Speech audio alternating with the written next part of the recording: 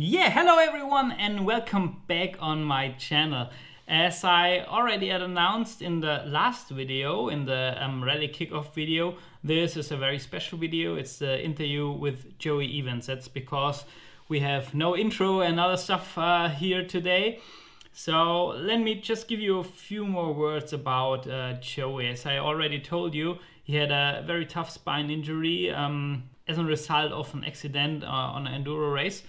And so he didn't have very good chances to even walk ever again, but he fought his way out of the wheelchair back on the bike, and so he managed to get to the start line of the Rallye Dakar 2017 and finish the race, which was even a more tougher story because there have been so many things going wrong and it's just insane. So this whole story is covered in his book, and I just really can recommend you to read the book. It was just an amazing motivation boost and a really big inspiration for myself. And luckily Joey gave me the chance that he said, yeah, I take my time, we can make a quick interview. And yeah, it wasn't a quick interview. As you can see, the video was going very long. So yeah, I think there are I think there are no more words needed from my side, and I think the best thing we can do is just jump right in the interview, have fun and enjoy it. Let's go. You know, and so it'll be the same with you. You know, if you just want to get started and start start doing the things you can afford and you can do now, and before you know it, I promise you, you'll be on that start line. There's no reason why you can't be. Yeah, I'm just doing that passion. And your book was really so. I was working on this and just making progress, setting up the YouTube channel with the idea to tell the story about how to go to a rally, even a small rally, not just only a big event. And then sometimes you struggle, and then you have to motivate yourself again and get up. And then I read your book, and then it's just get your fucking ass up. It's so insane what this guy has done. So just go to this little damn rally and ride it and have fun. And yeah, it's cool to hear. All right. Okay, so let's start. So I think it's just about 3 years since you've done the Dakar now. You got to a little bit more than 3 years. So how do you feel today if you take a look back on this unique journey? Oh man, it's you know, as I look back, I'm so happy about the way it turned out. You know, all the things that at the time was so incredibly difficult. You know, it was terrible at the time when I had that wheel blowout at the Unfall rally. You know, back in 2015, it was terrible at the time when I hit the cow in 2014. It was terrible at Dakar when I tore the ligaments in my knee, or when my bike got ridden over by the car. But when I look back now, it's fantastic. You know what I mean? All those things made for this really cool story. It was difficult to write the book. Man, that was difficult. It was difficult to write the race. But looking back, I'm so glad those things happened, and I'm so glad I did the things I did. And so I guess it's one of those where there's a little lesson in that, where it's like, even if it's tough right now, you got to think about how will you look back at these times. You know, I also look back, and there's so much more I could have done, like the stuff you're doing now. You know, putting this series together. Your chapter 2 or chapter 3 of your story. You know what I mean? And so you put in the time now, and you make these memories, and you record this stuff, and you take this journey. Once you achieve your goal, you'll look back and be like, man, I'm so glad I put in the time back then to get all this how it is, you know. So yeah. So for sure. It was painful at the time, but looking back, it was all worth it. Yeah, exactly. Yeah, perfect. And so I think, I mean, I've done once just like the tough guy race, not the real tough guy, just a little smaller, crawling through the mud and stuff like that. And when I just hoped of this finish line and did this, I don't know, it was about 16 kilometers or something, like running, and it just felt amazing. And it was just a small journey. So I was thinking about, how do you feel? How have you felt when you finished the Dakar, and how do you feel about it now? Because it's just a memory for me. I think back, and it just makes me smile. And it was just to cross the line, and so I think the Dakar is just even a much bigger line.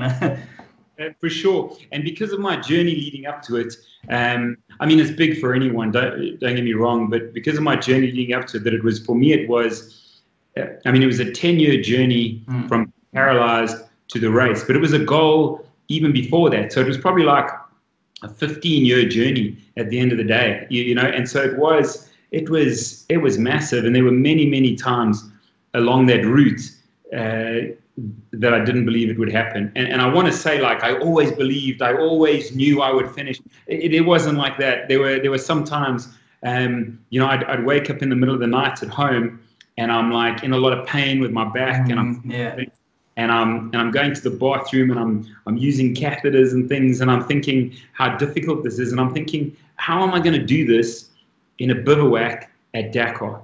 I mean, I'm sore now, and I've just been at work today. I haven't ridden my bike. How am I gonna? There's no ways. I'm dreaming. This is stupid. What am I thinking?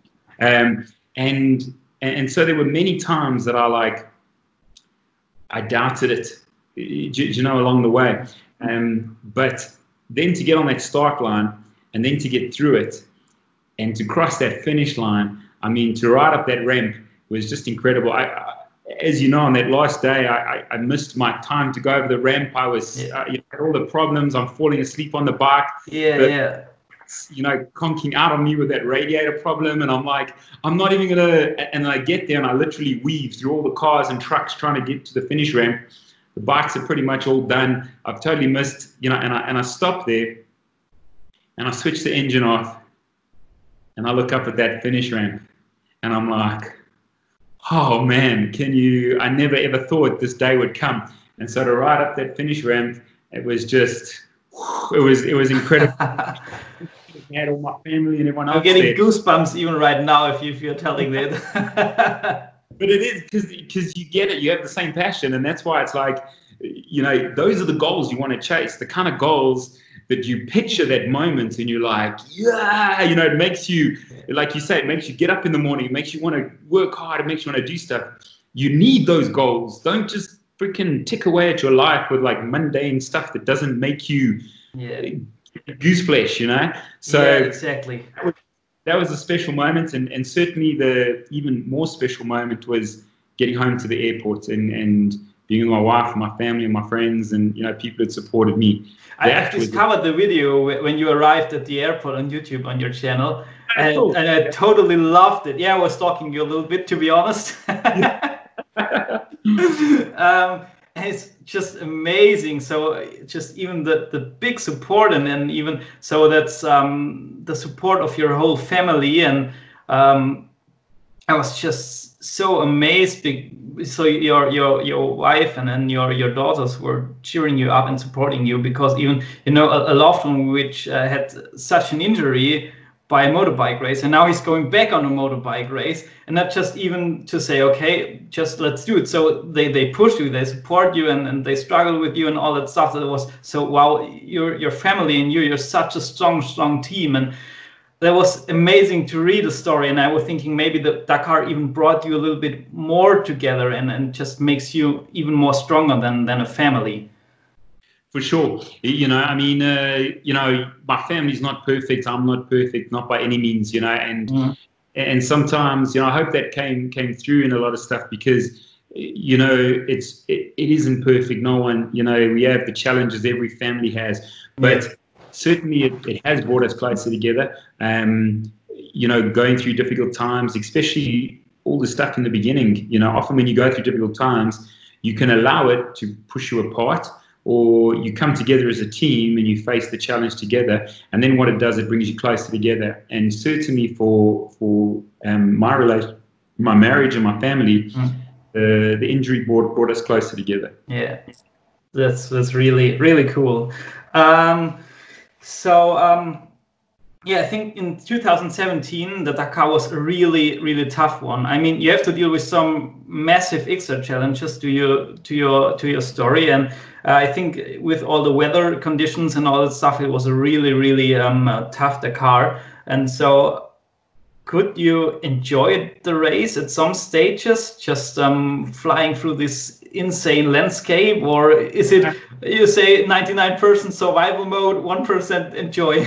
It exactly that. Really, people say to me, "Did you enjoy the Dakar?" And it's like, if I'm being honest, I'm like, no, it was freaking miserable, man. It was terrible. Am I glad I did it? Absolutely. You know, but it certainly wasn't like an enjoyable thing. You know, one of the saddest things for me was that you're racing so hard and you're focusing on looking after your body and you're focusing on looking after your bike and you're trying to, in your mind, you're just working out all the scenarios and making sure you don't run out of petrol and making sure you got enough water on you and you're eating enough and you're navigating right. And there's so much going on all day, every day. And then you're trying to get as much sleep as you can. You go again the next day and you just race along and you're going. And there were times I'm riding along and you'll see just a beautiful landscape. And you'll be like, wow, that's incredible. And on you go. And you can't take some photos and you can't meet the local people and eat in the little cafe there and, and go riding with the local guys on the little mountain trails. And, all the stuff you would want to do, you can't. And so it's cool to... It's definitely a cool race to do because of the racing side of it, but it's not, you don't get all the other experiences you would get if you were riding there with mates, or if you were doing an adventure tour through there, or you're traveling around the world, get to experience more of the culture. It's a race, and it's a tough, gnarly race. It's not it's not a tour by any means, you know. Oh yeah, for sure. Do you think that you will ever go back and do the Dakar once again? No. Okay. No, for me it's done. I mean, I raced the Africa Eco Race in January this year with Lyndon Postkitt and the guys. I love the show because I was mainly watching it because I just was getting a little bit fanboy attracted to you. So but I love the whole series and Oh, that's cool. Yeah, so I mean, I did that one this year, and that was fantastic. And I mean, as you saw, it was just crazy the way that one ended up. I thought I had enough crazy rally stories, and then I freaking hit a camel. I couldn't, guys joked with me when I left for the race. They were like, "Oh, don't hit a camel," because I'm hitting the cow and stuff. And I'm like, and then suddenly I'm hitting. So it's their fault. They brought it to you talking about it. And it was, and then I hit a camel in Mauritania, and I have this crazy story. And so it's another one that's like, it's really cool to have such a fantastic experience and to have the crazy story and all that. It's cool, and I'm stoked that I did it, but I paid the price. I'm still struggling with a shoulder injury, with a wrist injury. It's like, I mean, I'm like, here we are now, 3.5 months later, and I might have to be operated on and all sorts of, and it's like, the problem is when you race, the risk is high. Guys will tell you, "Oh no, everything's a risk, blah, blah, blah." When you race, the risks go up and up and up, and you're not different to anyone else. Everybody crashes at some point. Everybody has injuries. I mean, you look at someone like Lyndon, he's an incredible rider. He's ridden around the world and everything. And as he was coming up through Africa, he was adventure riding, and he ended up, I think he broke his hand and his wrist or whatever, you know what I mean? Yeah. And he's like, the guy's ridden literally hundreds of thousands of kilometers, on that bike. And no one's different. It happens. But when you race, your chances of getting injured are increased. And so if I look at it in my life now, I'm not fussed about racing anymore. I'm not even at the Africa Eco Race this year, I'm not there to race. I'm not there to try to beat other guys, to look at my position. I didn't check that leaderboard once the whole race. I had no idea where I was coming. I don't care.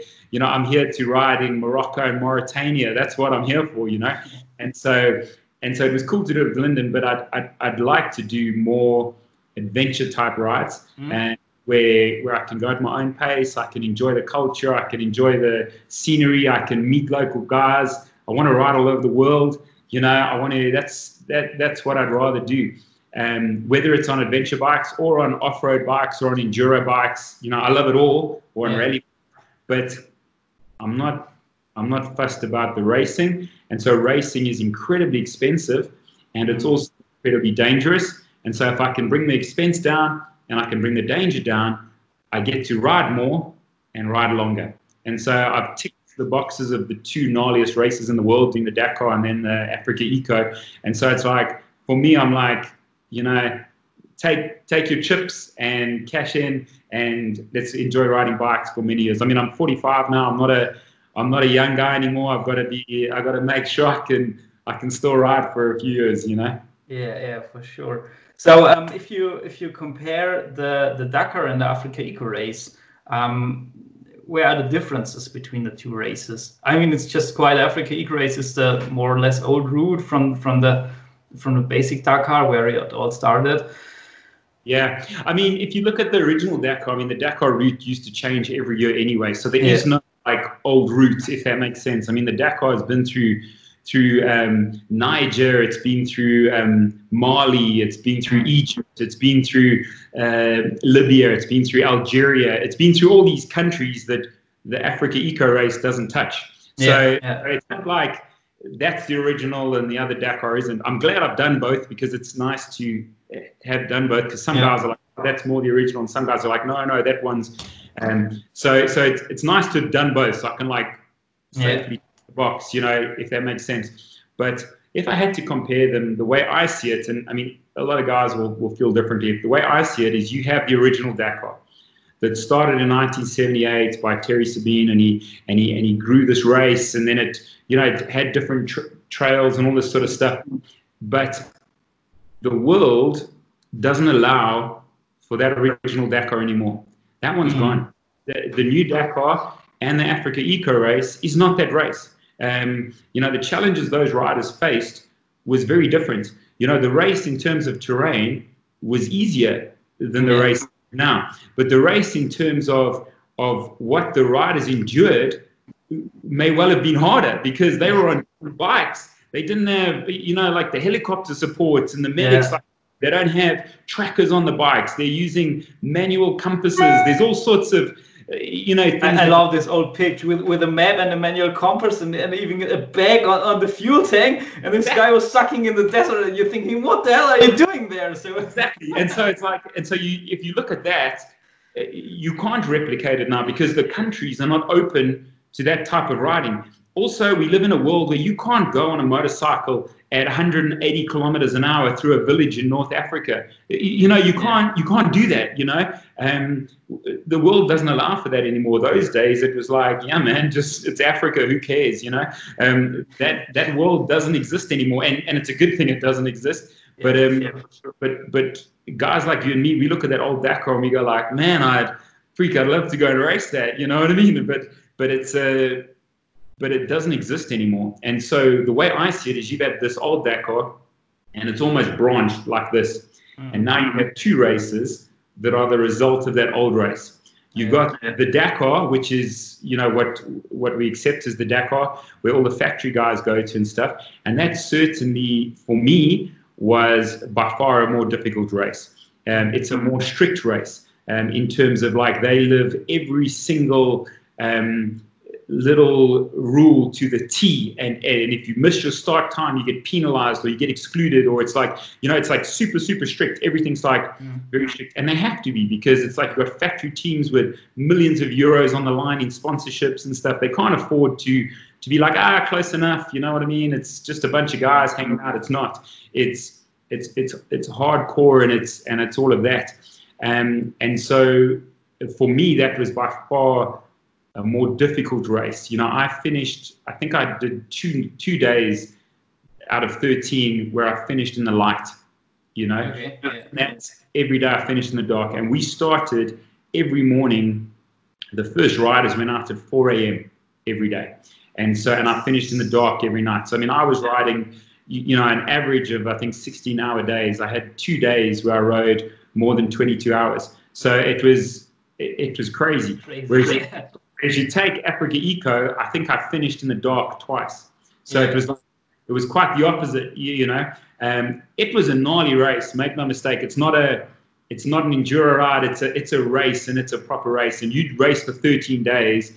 13 days of racing is 13 days of racing. You know, I was certainly broken. It was a tough race. Don't think it's not a tough race, but it was different in terms of, like, there's a lot of stuff that's a lot more relaxed. You know, the organizers, they want you to finish. They want you to, they want to have a camaraderie. They want to keep it old school. They have all the rules because they have to, but they also like, they try to make it work for the competitors as much as they can. And so it's a very different kind of vibe. So if you take it like more like, so like I said, you've got these two races. This one, the Dakar, has taken all the hardcore racing, the factory stuff, you know, a lot of like the race side of it here, and Africa Eco has taken more of the adventure side of it here, if that makes sense. Okay. Yeah. So both races are really cool races, both the gnarly races, but they've both taken a different part of that original race and focused on that part. Yeah. Okay. Yeah. Thank you. That's very, very interesting. But I think that was the impression I got a little bit from the outside too. So that's cool. Really, really good to hear. So I think one last question about racing. I was wondering, have you ever heard an apologize, or does there have been a penalty for that guy who rode over your bike with his car? I was really angry when I read that story. It just, what the hell? No. You were angry. You should have seen me in that desert, bro. I was livid, man. I thought I'm gonna chop this guy up in pieces and bury him in the desert. I'm like, I was so mad because it was for me. It was the fact that I'm out of this race and the fact that all of, you know, the end of this dream, but also this is my bike. This is a bike that has cost more money than I earn in 2 years, you know, kind of thing. It's like, it was so, from a financial point of view, I was so upset with that as well, that what this bike is going to cost to fix and all that sort of stuff. So it was a very, very difficult moment, you know. But then what happened is we went the rest of the day and I found the other bike, and, you know, the whole story as it plays out. And then I'm riding and I'm thinking about this. I'm just getting more and more angry as I'm riding. And, you know, I'm like, man, I can't wait to catch this. I'm going to hurt him badly and all this sort of stuff. And then I got into the bivouac at like 2:15 in the morning. Yeah. Now I've got literally an hour where I can sleep, 1 hour. Yeah. Or I've got to walk to the other side of the bivouac, and I've got to go find the organizers. I've got to go fill out an incident report form, submit that. They're going to check all this stuff and all this sort of things. I'm not going to get to sleep, and I've got to ride the next day and try to finish this race. And I'm in a place here where I've still got a whole day to go. I've still got 750 kilometers that I've got to race. And so I look at this and I go like, I'm going to sleep and I'm going to try to finish this race. That's all I'm going to try to do. And so that's what I did. And then the next day I rode, and as I was riding that next day, now I started to think about it. And as I'm getting through this day and it's looking like I'm going to finish this race, like now, okay, cool, finish. I thought about what had happened, and I thought, you know what? That is one of the best things that could have happened to me. You look at that race, how it played out. You know, you look at my journey, you know, to get to that race, to be hit by a car on the second last day, to find a bike in the desert, to ride through the night and to finish that race gives me an ending to my story that is like incredible. I couldn't have written the script if I made it up myself. I couldn't have made it. For sure, yeah. And so I looked at that and I thought, you know what? It's actually like a brilliant thing that's happened to me in my life. And does it really matter who that guy is? And I thought about it and I thought, you know what? It doesn't matter. It actually doesn't matter. And for me to be bitter towards that guy and go and make that guy's life a misery and call him out and push it everywhere and sue him and whatever else guys do sometimes, I looked at this, I thought, you know what? It doesn't matter. And so to be perfectly honest, I have never found out who it is. I don't know who it is, and I can honestly say I have no idea who it is. I'm sure they'll work it out because they would work out the position where I stopped, who was the right driver there at the same time. They have it all, you know, all the recordings of the satellite tracking and all that sort of stuff. I mean, someone could probably work it out. But I've never taken the time to look, and I won't. And I've just decided it doesn't matter. Doesn't matter. Well, that's cool. Cool story. So you still own your rally bike from the Dakar? Yeah. 2017? Yeah. I've seen it. I think it was on Instagram, the bike with all the names on, and so I totally loved it. I've had the stickers redone a few times because you know what it's like on the tanks, they come off and things with time. Yeah. And so I've had the stickers redone and stuff. This is the front shield of it here. Oh yeah. This is the original one. You can see it's still got all the little stickers on and things. Oh, that's so amazing. That's the original one, and you can see the sticker, you know, of Justin Thomas. Yeah. I took the sticker off his bike when he broke his leg and everything for his brother.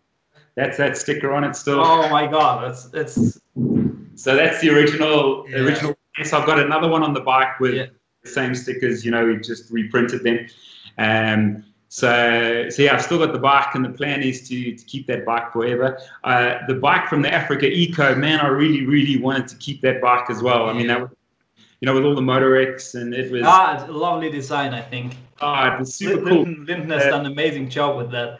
Yeah, but in terms of the money, I just can't afford it. And especially now, not working, you know, at the moment with all the lockdown and stuff. I had to just say, I'm sorry, man, because Lyndon said, hey, you can buy the bikes, here's your price. As you know, those bikes are not cheap. And I just looked at it and I said, you know what, I just can't afford it, you know. So my Dakar bike I ride now and again, but, you know, like you said, it's 3 years ago. The bike is getting older, and so I try not to ride it. You know, I'll ride it now and again. But I'm trying to keep it nice because it is something that I use sometimes when I do my talks. I'll bring the bike with me. Yeah, for sure. So yeah, I want to do that. But in terms of the bike, in terms of, you know, getting the new one, I know. It's just at the moment I just only could dream of owning a real rally replica from KTM. My plan is just to build it up from an enduro bike, and just for the smaller rallies, it has to work.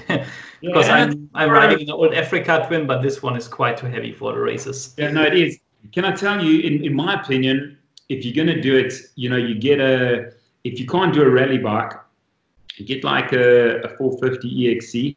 If it's a 450 limit, if you can do a 500 bike, in my opinion, and then do a rally light kit, but do as little as you have to that bike. Don't add lots and lots. Like, you don't need a windshield. You know, it's nice to have, but it's not essential. You know, if you just have a road book, a cap heading, and the meter, it's all you need. So you simpler is better. If you look on the photos in my book, the bike that I used for those Amageza rallies was perfect, man. I had a 500 EXC. I had a 20-liter tank on it, which was enough for those races, and a rally light that just connected to the handlebars. So it turned with the handlebars. That's all you need. The more stuff you add to the bike, the more stuff that can go wrong. And you don't need, I mean, it's nice to have like aftermarket pipes and all that sort of stuff, you know, but you don't need it. You don't need different things. You don't need, so rather keep your money. Don't spend it on all the stuff to make it look like a rally bike. It must just function, you know. Function overlooks every time, and just finish those races and save the money for your next race and do more races. Yeah, I think that's a good idea. Lots of guys are telling that doing the Dakar is a life-changing experience. And I think, but your life-changing experience started 10 years before the Dakar. And so I was thinking, what has changed after the Dakar? So if you look back, how has changed your life, the whole story? So from where have you been? Yeah. For me, my life changed in two ways. It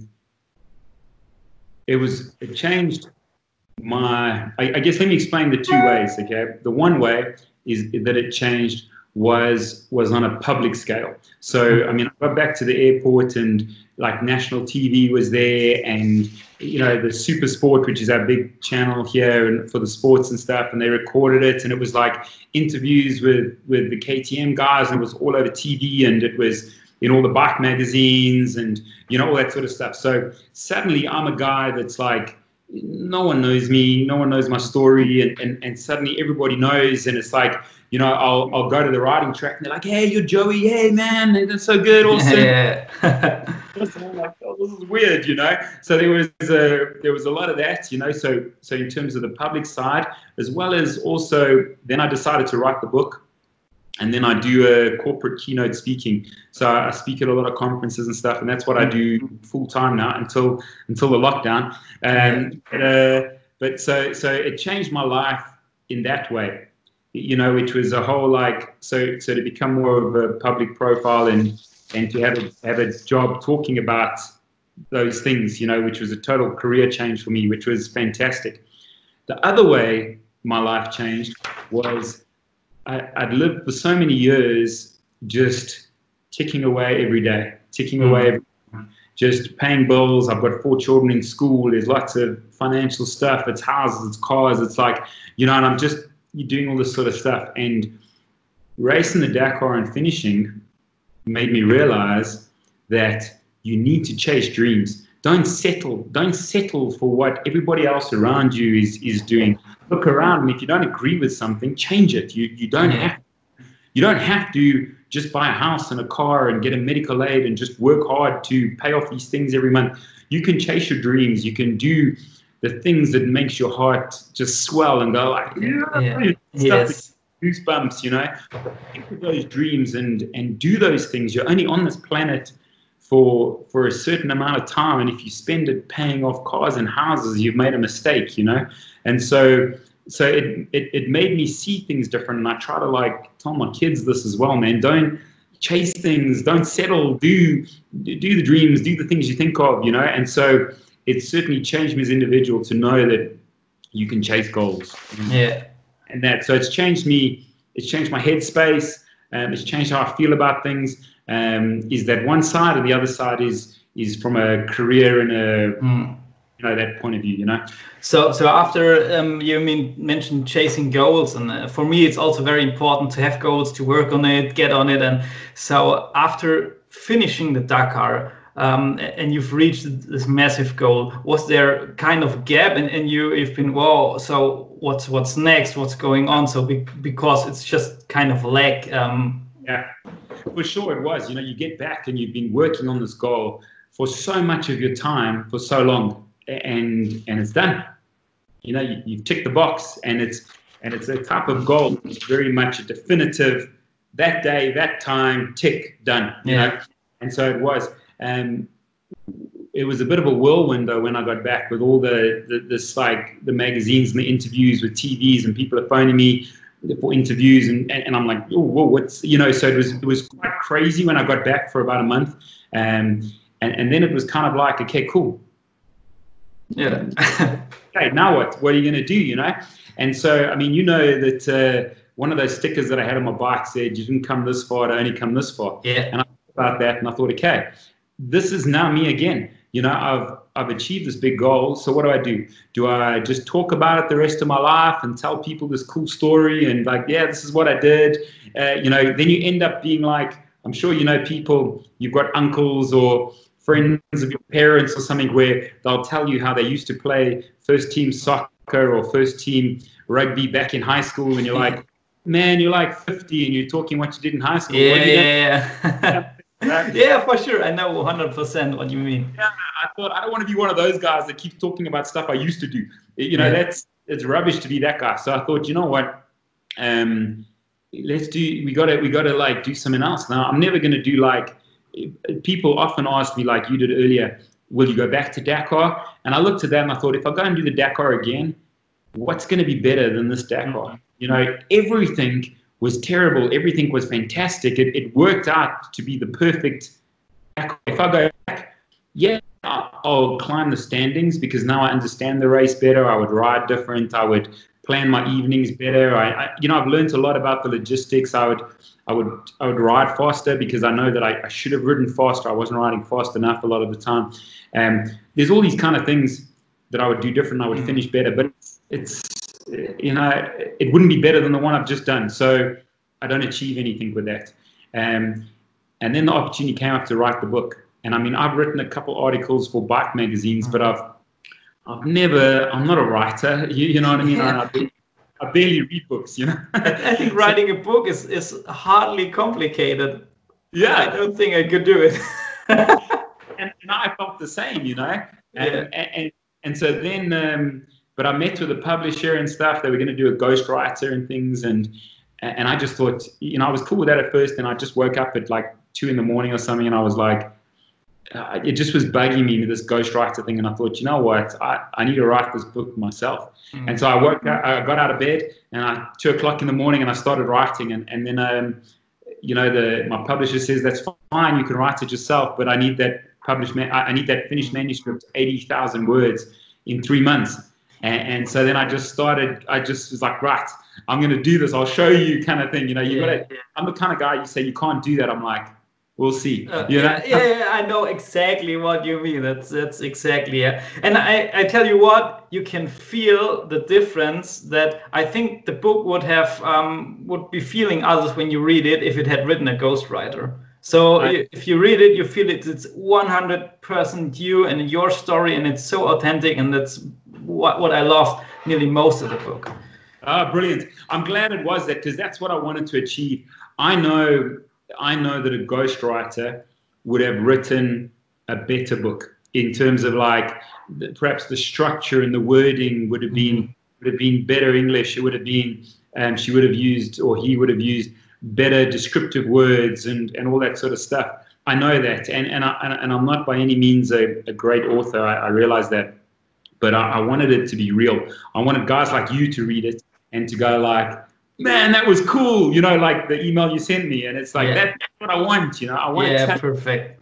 I want to tell you about the times I cried. I want to tell you about the challenges I have with catheters. I want to tell you about the joys I had racing and feeling those stones hitting your nose and stuff through your goggles, and you know, all the stuff that no ghostwriter understands, you know. And so I wanted it real, and so it might not be the best English manuscript, but it's real, and that's what I wanted. That's perfect. It's amazing. I loved it. So I saw your daughters and you doing a dirt bike challenge with pushing on Instagram. So are your daughters going to be in racing, or will they maybe even get to start line for rally, and will you support them? I hope not. I think that's any dad would say. You know, it's very different. You know, when it's your kids. You know, you don't want them, especially. You know, they'll always be my little girls. I don't want them to get hurt.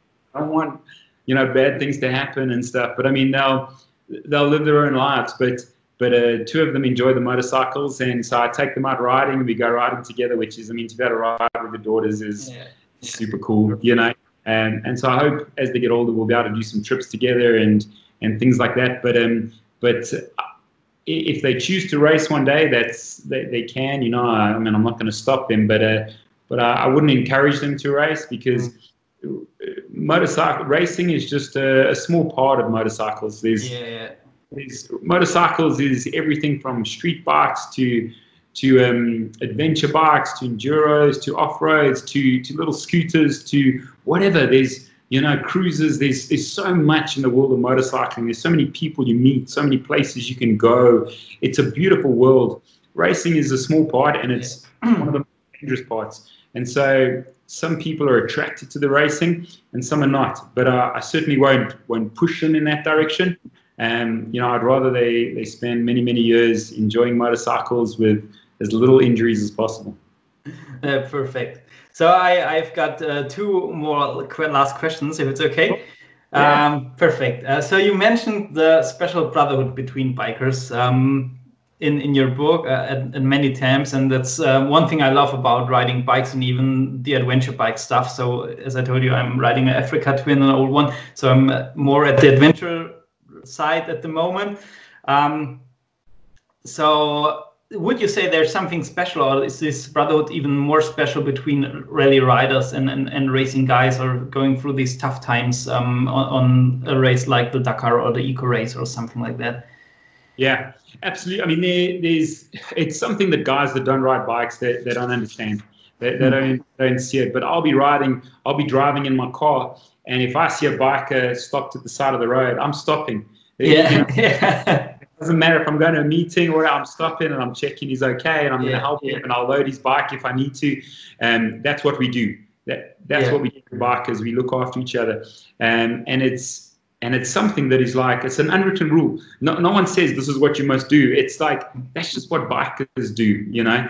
And it's a beautiful thing about bikers all over the world. And you know, if I rocked up in Germany and I said, hey man, I need a place to stay, or can you give me a bike to use? Guys will be like, cool. Then they help you out. That's how it is.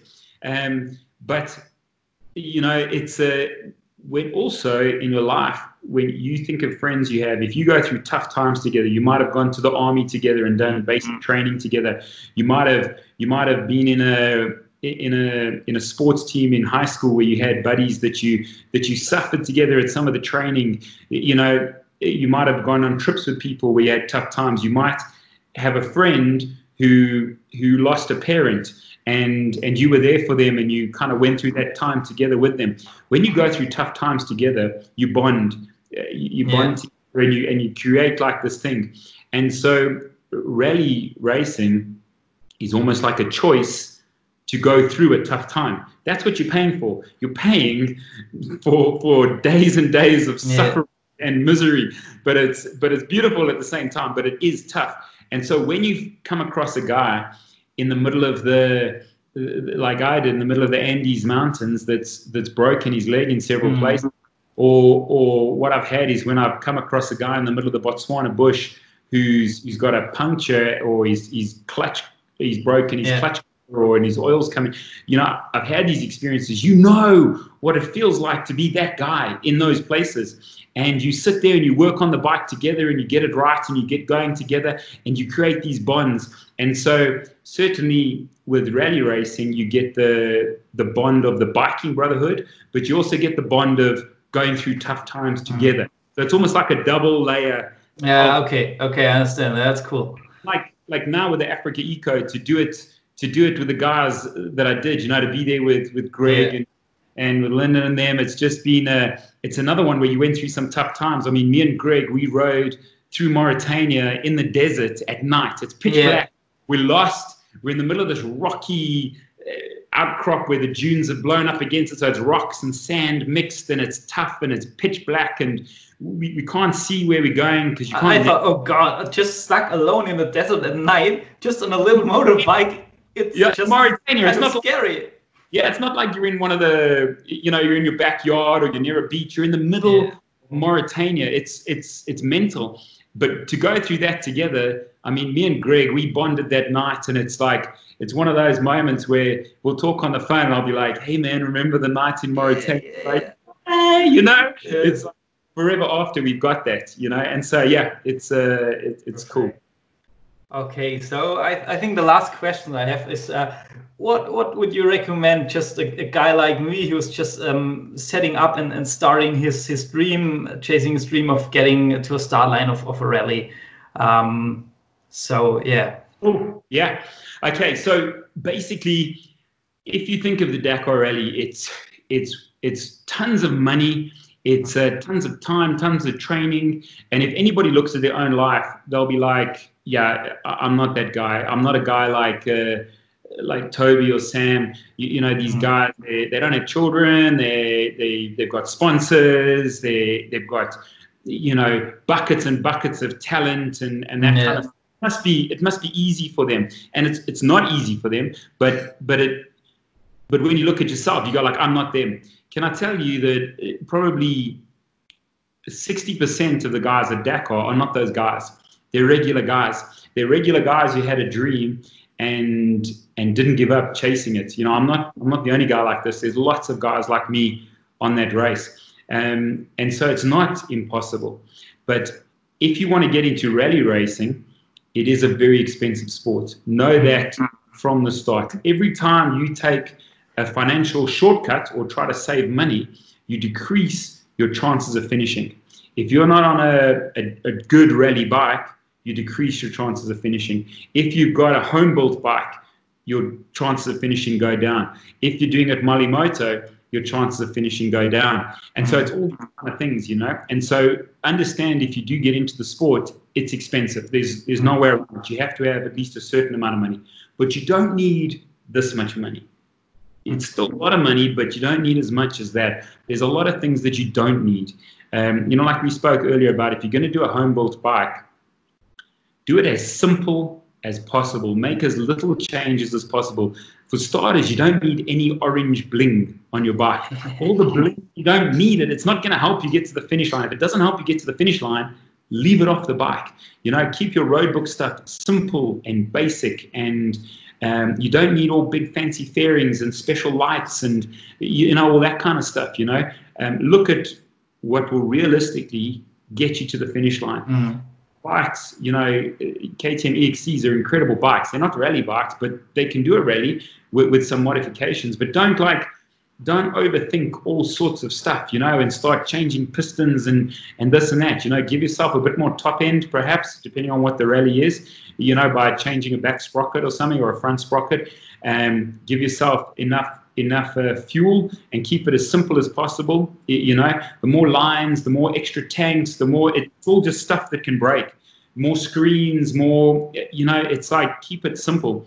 And then just start riding, and you'll learn the lessons as you go along. Pick a cheap race, pick a short race, a 3-day race or something like that. Go do a rally training for 1 day, you know, with someone who's ridden these kind of races. Learn on the internet, learn all the symbols, learn all the abbreviations, you know, learn how roadbooks work, and start just practicing. Get the navigation stuff down. Start off with a little rally, organize with some mates, and you'll learn the lessons. And suddenly, you know, you do a rally this year, a little rally, that's your goal for this year. Cool, done. Next year, you want to do one that's a 5-day, for instance, and you tick that one, and slowly you build your way. And before you know it, you're in a place where you've started to build up the stuff you need, and you've also built up the skills you need. You've built up the head space you need, and you can be on the start line of the biggest races in the world. There's no reason why almost anyone could do it. When I decided to do the Dakar, I was paralyzed, in a wheelchair, married, with 4 children, and pretty much unemployed and broke. And 10 years later, I was on the start line of that race. So it's anyone who puts their mind to it, there's no reason why they can't do it if they're willing to make the sacrifices and put in the time. All right. Perfect. Theo, thank you very, very much for the time, for speaking to me. It's what a great pleasure for me. And yeah, to be sure, if you're ever on a trip to Germany, my doors are wide open. We can go for a ride. We can just come if you need a place to stay or whatever. Just let me know. And thank you so much for sharing the time with me here. Absolutely, that'd be super cool. And thank you, buddy. Thanks for making contact. And I'm stoked you enjoyed the book. And thanks for making contact and making a new friend. Fantastic. Perfect. Buddy. Yeah, thank you very much. I keep you updated how my rally stuff is going for sure. That'd be all right. Take care. Goodbye. Cool, brother. Cheers, man. Bye-bye. Cheers. Bye. Yeah, so once again, Joey, thank you very, very much for this great opportunity to spend some time with you. It was really very special for me and such a great inspiration and big motivation boost to chase my dreams now. So yeah, I think we're at the end of the video. If you had fun, just give me thumbs up, and if you want to follow my channel, just click on the abo button. And yeah, have a good time, take care, enjoy your riding, go and chase your dreams, and enjoy whatever you do. Bye.